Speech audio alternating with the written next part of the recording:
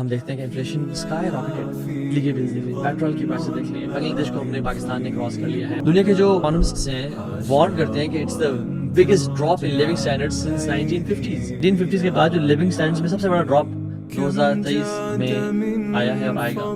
Basic necessities جو ہے نا کمپرومائز ہونا شروع ہو گئی. کچھ لوگ اپنی اس پہ کمپرومائز کریں کہ ہم ٹھنڈا پانی سے ہی نہا لیا کریں اور ہم گرم پانی نہ کریں بیکاز گیس کا بل بہت آتا ہے.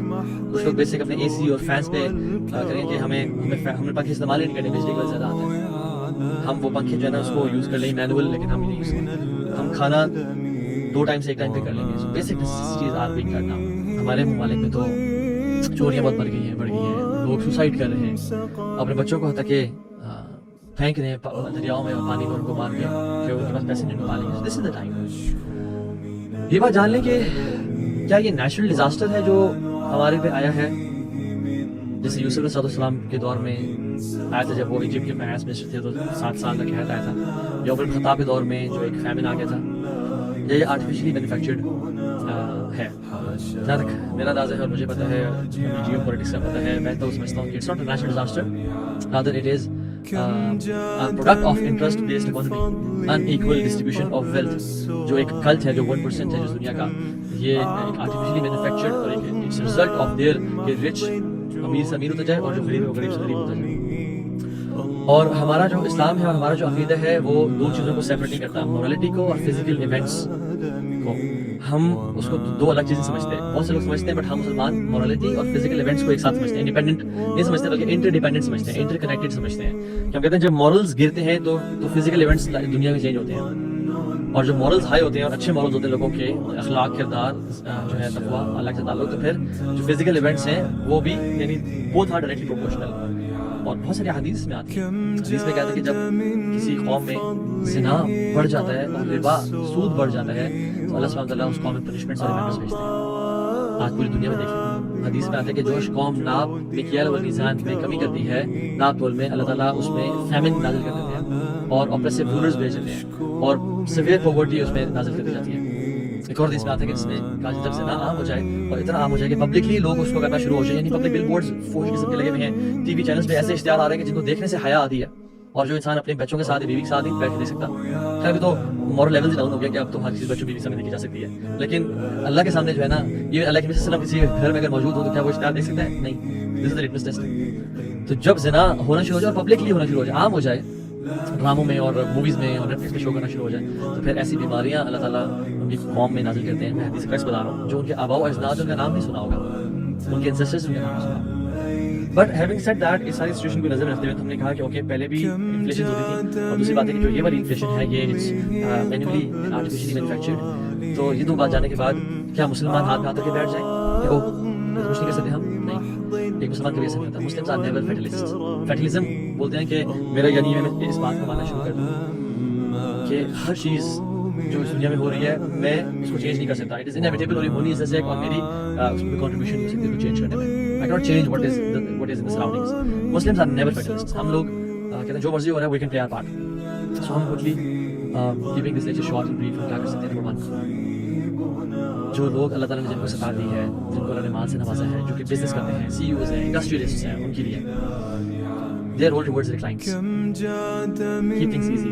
آسانیاں کریں, مشکل نہ کریں. اس بات اللہ سبحانہ وتعالیٰ کی رحمت اس شخص کے لیے واجب ہوتی ہے, یعنی اللہ کی رحمت اس بندے پہ جو نرمی اختیار کرتا ہے in buying, in selling and in making claims کہ میرا حق ہو تو میرے پیسے دے دو. ذرا آسانی کریں. دوسرا جو سب سے بڑا آپ امت پہ احسان کر سکتے ہیں اور اپنے آپ پہ بھی, وہ یہ کہ اسٹاپ ٹیکنگ ربا اینڈ انٹرسٹ. اگر آپ لے رہے ہیں تو اس سے بہت شر پھیل رہا ہے امت میں اور پوری دنیا میں. 2 جنازے گزرتے ہیں لیکن اس سے مثلا تو آپ نے فرمایا مستریح و مستراح منہ, فقال ما المستریح وما المستراح منہ, یا رسول اللہ صلی اللہ علیہ وسلم مستریح کون ہے اور مستراح منہ کون ہے؟ یعنی وہ کون ہے جس کو نجات مل گئی اور وہ کون ہے جس سے نجات مل گئی یا رسول اللہ. تو آپ نے فرمایا مستریح وہ ہے جس کو نجات مل گئی. جو عبداللہ تھا, اللہ کا نیک بندہ تھا اور وہ تقوی والا تھا, اس کو دنیا کے ٹائٹنس اور دنیا کی جو ایک مشکلیں ہیں ان سے نجات مل گئی. اب وہ اللہ کی ہمیشہ ہمیشہ جنت میں چلا گیا, وہ تو اس کو نجات مل گئی. اور جس سے نجات ملی وہ شخص تھا جو گناہ گار تھا, عبد الفاجر تھا, گناہ کرتا تھا, زنا کرتا تھا, چوری کرتا تھا, شراب پیتا تھا, سود لیتا تھا, غلط جھوٹ بولتا تھا. اس سے دنیا کے لوگوں کو نجات ملی کہ اس کے جانے سے اب دنیا کے حالات بہتر ہو جائیں گے, اب پرندوں پہ زیادہ بارشیں برسیں گی, اب مزید اللہ تعالیٰ کی رحمت اس دنیا میں آئے گی. اس بندی کی وجہ سے اللہ کی رحمت اس دنیا میں آنے سے رکی ہوئی تھی. سو کہنے کا مطلب یہ ہے کہ جب انسان گناہ کرتا ہے تو بہت ساری بلیسنگز جو اللہ کی چلتی ہیں. ہمیں موسیٰ علیہ السلام کی قوم کا واقعہ نہیں پتا, جب بارشیں نہیں ہو رہی تھی تو سب مل کے دعا استسقاء کے لیے گئے اور اللہ سے دعا کی اللہ بارشیں برسا دیں. تو تعلق کہ ایک ہماری قوم میں ایسے انسان ہے جو کہ 40 سال سے گناہ گار ہے, اسے کہو نکل جائے بارشیں برسا دیں, تو اس نے توبہ کر لیا, اللہ تعالیٰ نے بارشیں برسا دی. لمبی اسٹوری ہے. تو ایک انسان گناہ کی وجہ سے بارشیں روکی جاتی ہیں. تو میں اور اگر آپ سود کھا رہے ہیں, میں سوچتا ہوں کہ کنوینشنل بینکس میں مسلمان کام کر رہے ہیں یا سارے کفار کام کر رہے ہیں؟ مسلمان کام کر رہے ہیں, عبداللہ, عبدالرحمن, عائشہ, فاطمہ کام کر رہے ہیں. اور تیسری چیز یہ ہے کہ حدیث میں آتا ہے جو شخص لوگوں پہ رحم کرتا ہے اللہ اس پہ رحم کرتا ہے. جو لوگوں پہ رحم کرتا ہے اللہ اس پہ رحم کرتا ہے. لوگوں پہ رحم کریں, لوگوں کا ساتھ کریں, مال کو خرچ کریں لوگوں پہ, لوگوں کو ان کی سیلریز بڑھائیں, ان کو انکریمنٹس دیں, ان کو بونسز دیں, ان کے لیے آسانیاں کریں, ان کے خرچے اٹھا لیں. اللہ نے اگر آپ کو صداقت دی ہے تو جو کر سکتے ہیں. نمبر 2 از اولاد کا پیرنٹس پہ حقوق اور پیرنٹس کے اولاد پہ حقوق. پہلی بات یہ ہے کہ پیرنٹس اور اولاد آپ اس پہ ڈسکس کرنا, پیرنٹس کا حق ہے, یعنی ان سے ڈسکس کرنا. ان کو چاہیے کہ وہ فائنینشیل اسٹیٹس ڈسکس کریں اپنی فیملی کے ساتھ کہ دیکھو انفلیشن ہے, پرائسز یہاں تک جا چکی ہیں اور یہ حالات پہنچ چکے ہیں. We need to be minimalistic. ہمیں تھوڑا سا کم خرچے میں رہنا پریفر کرنا ہے اور پسند کرنا ہے. تو فائنینشیل اسٹیٹس ڈسکس کریں کہ یہ جو حالات ہیں, مشکل حالات ہیں, ان میں ہمیں اپنا مال اور اپنا سیونگ سے بچانا ہے اور جو سرپلس ہے اس کو ہمیں دینا ہے لوگوں کو. دوسری چیز جو کر سکتے ہیں اپنے بچوں پہ پیرنٹس وہ ہے کہ ان کو ایکوپ کریں with skills they need right now to earn a living. بجائے کہ وہ ٹپیکل جو ہے نا وہ اسکولز میں ڈال کے اور بچوں کو وہ او لیولز یا ایف ایس سی کروانے ہیں. آج کل وہ دور ختم ہو چکا ہے. یہ وہ دور تھا شاید 10 سال پہلے کہ جب ڈگریز کی قدر کی مطلب اسکلس کا دور ہے. کمیونیکیشن اسکلس سکھائیں, گرافکس کا اسکلس سکھائیں, ان کو آرٹیفیشیل انٹیلیجنس سکھائیں, ان کو سافٹ ویئر ڈیولپمنٹ سکھائیں, آئی ٹی میں لے کے ان کو کچھ کورسز کروائیں. ان کو یہ پیرنٹس کا میں سمجھتا ہوں پیرنٹس کو کرنا چاہیے. And don't just do the conventional type of schooling جس میں بچے پہ پریشر بھی ہے اور وہ نمبرس کے لیے اپنے مارکس لے رہے ہیں. They are not getting any kind of skills. ایک قدر اس چیز کی ہوتی ہے مارکیٹ میں جس کی ڈیمانڈ زیادہ ہو اور سپلائی کم, رائٹ؟ ڈیمانڈ ہے نہیں جابس کی اور سپلائی میں ہزاروں بچے MBA اور MBBS اور انجینئرنگ کر کے نکل رہے ہیں, قدر نہیں ہوتی مارکیٹ میں. And very less of them are occupied with good skills. Skills set سکھائیں آپ کو. تیسری چیز جو آپ لوگ کر سکتے ہیں جو پیرنٹس اور بچے ہیں وہ یہ کہ ڈیوائڈ ٹو انکم. کچھ تو فیملی پہ اسپینڈ کریں جو کہ مجبوری ہے, جو کرنی پڑتا ہے. کچھ کو سیو کریں, کچھ کو ری انویسٹ کریں ان دا بزنس, اور کچھ کو صدقہ لازمی کریں. سو میک اللہ سبحانہ وتعالی یور سیکنڈ اور تھرڈ پارٹنر. اگر آپ 2 پارٹنر سے تو تیسرا اللہ کو بنائیں, 3 پارٹنر سے چوتھا اللہ کو بنا لیں. اور اللہ کے کچھ پورشن جو ہے نا وہ ہر مہینے لازمی سائڈ پہ کریں. جب آپ کو ریٹرن آتا ہے یہ اللہ کا پورشن ہے. 10%, 20%, 30% آئی ڈونٹ کیئر جو آپ سے کرنا. اور بچوں کو یا یہ ڈیلیڈ گریٹیفیکیشن سکھائیں کہ بیٹا ہر چیز جب مانگی جاتی ہے نہیں ملتی. Wait, they will get emotional intelligence. اور بچوں کا جو پیرنٹس پہ رائٹ ہے, یعنی پیرنٹس کی طرف سے حقوق ادا کرنے کو یہ کہ پیرنٹس کو خرچ کریں. kids who are earning کی بات کر رہا ہوں. یسألونک ماذا ينفقون قل ما انفقتم من خیر فللوالدین. وہ پوچھتے ہیں کہ ہم کیا خرچ کریں, تو کہتے ہیں جو بھی تم خیر کا خرچ کرتے ہو سب سے پہلے اپنے والدین اور پھر 4 کرنے کی ضرورت ہے. سو لائف کو منیملزم پہ لے کے آئیں, آسٹیرٹی کو پریکٹس کریں, مزید کی لالچ سے نکلیں. جو شخص مزید کا لالچی ہے وہ بڑا کمزور اور کم تر انسان ہے, اور جو مزید کی لالچ سے آزاد ہو گیا وہ ایک انسان کی عظمت کی دلیل ہے. میٹیریل پوزیشن سے نکلیں. میٹیریلی ایک انسان یعنی ایک انسان کے بڑے ہونے کی یہ دلیل ہے کہ وہ میٹیریلی چیزوں سے آزاد ہوتا ہے. He's not dependent. He has to use them for his آخرہ and for دنیا, but وہ ڈیپینڈنٹ نہیں ہوتا.